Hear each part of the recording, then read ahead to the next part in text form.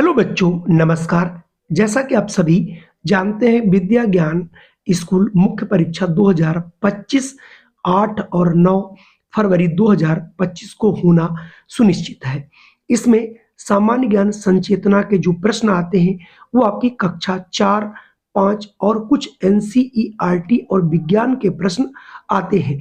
मैंने आज कोशिश करी है कि इसमें आपको वही 10 प्रश्न लूं जो आपकी परीक्षा में जैसे पूछे जाते हैं। तो मैंने यहाँ पर 10 प्रश्न लिए हैं और प्रश्न बहुत अच्छे हैं, इनको आप लोग करिएगा। और अगर आप 10 में से देखिए पहले आपके कितने प्रश्न सही होते हैं। अगर आप 10 में से 8 प्रश्न सही करते हो तब तो आपकी तैयारी सही है, और अगर 3 या 4 या 5 करते हो तो आपकी तैयारी बहुत अच्छी नहीं मानी जाती। तो आइए फटाफट हम शुरू कर लेते हैं।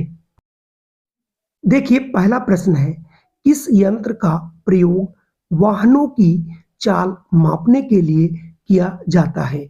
आपके ऑप्शन ये हैं।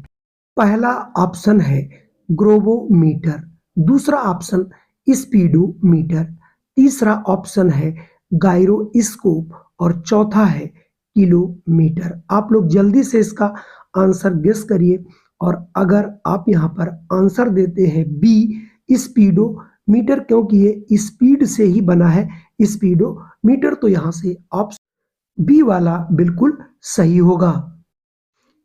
दूसरा प्रश्न है, भारत ने किस स्मारक से अपना राष्ट्रीय प्रतीक चुना है? आपके ऑप्शन ये रहे। ए कपिलवस्तु, बी हस्तिनापुर, सी सारनाथ, डी पानीपत। जल्दी से आप लोग इस पर कमेंट करिए, और मेरे आंसर बताने से पहले आप कमेंट जरूर करिए। और अगर आप कमेंट चुनते हैं सी यानी सारनाथ, तो आपका आंसर बच्चों बिल्कुल सही है। बढ़ता हूं अगले प्रश्न पर। अगला प्रश्न 3 है, निम्नलिखित में से किस नृत्य शैली में कहानी प्रसंग हमेशा महाभारत और रामायण से लिया जाता है? आपके ऑप्शन ये रहे। आपका पहला ऑप्शन है मोहिनी अट्टम, ओडिसी, भरतनाट्यम या फिर कुचिपुड़ी। जल्दी से आप लोग कमेंट करिए, बहुत इंपॉर्टेंट ये प्रश्न है। और अगर आपका इसमें उत्तर निकल के आता है कुचिपुड़ी, तो आपका आंसर बच्चों बिल्कुल सही है। अगला प्रश्न है, कंगारू के छोटे बच्चे को हम क्या कहते हैं? ये रहे आपके ऑप्शन। पहला ऑप्शन है फोल, दूसरा ऑप्शन है कोल्ट, तीसरा ऑप्शन है जोई और चौथा ऑप्शन है कब। जल्दी से आप इस पर कमेंट करिए। मेरे आंसर बताने से पहले आप इसका आंसर जरूर कमेंट कीजिए। और अगर आप कमेंट में चुनते हैं अपना ऑप्शन सी यानी जोई, तो आपका आंसर बच्चों बिल्कुल सही है। अगला प्रश्न 5वां है, हमारे राष्ट्रीय कैलेंडर यानी शक संवत के आधार पर महीनों को सही क्रम में व्यवस्थित करना है। ए ऑप्शन में है चैत, बी में है बैसाख, फिर है जेठ, फिर है आषाढ़। इन्हें क्रम से व्यवस्थित करना है। कौन सा क्रम सही होगा, यानी कौन सा महीना किस क्रम में आता है? तो आइए देखते हैं अपने ऑप्शन।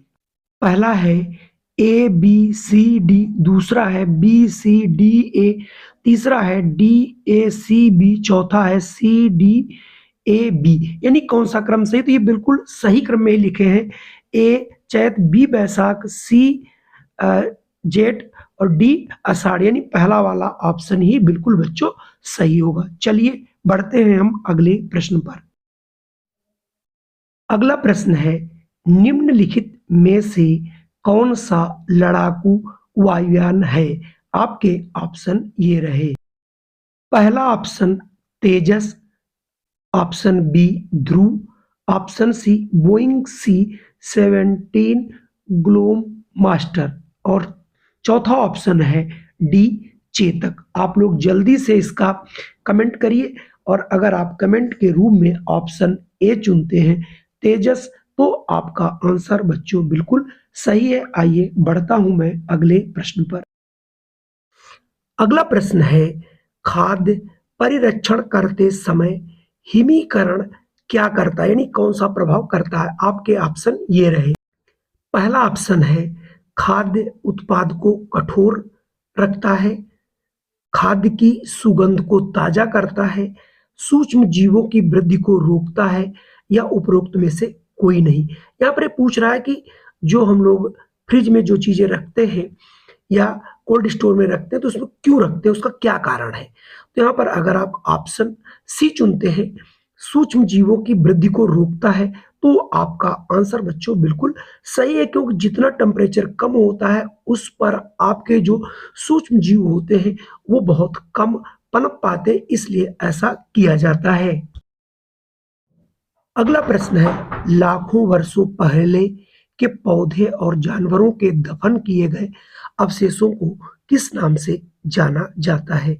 आपके ऑप्शन ये रहे, पहला ऑप्शन है संभाव्य रिजर्व, दूसरा है जीवाश्म ईंधन, तीसरा है जैव मात्रा ईंधन और चौथा है सजीव शक्ति। आप लोग इसको जल्दी से कमेंट करिए और कमेंट के रूप में यदि आपका ऑप्शन आता है बी जीवाश्म ईंधन, तो आपका आंसर बच्चों बिल्कुल सही है। अगला प्रश्न है, रसगुल्ला की लोकप्रिय मिठाई कहाँ की है। आपके ऑप्शन ये रहे, ए पश्चिम बंगाल, बी पंजाब, सी केरला या फिर डी हिमाचल प्रदेश। जल्दी से बच्चों कमेंट करिए। और अगर रसगुल्ला आपने अपने यूपी में भी खूब खाया जाता है, लेकिन ये रसगुल्ला जो है पश्चिम बंगाल की खोज है। आज का हमारा अंतिम प्रश्न है, नॉकआउट शब्द का उपयोग किस खेल में होता है। आपके ऑप्शन ए रहे, पहला है तीरंदाजी, दूसरा है मुक्केबाजी, तीसरा है गोल्फ और चौथा है बिलियर्ड्स। अगर आपने इसमें ऑप्शन चुनते हैं बच्चों मुक्केबाजी, तो आपका आंसर बिल्कुल सही है।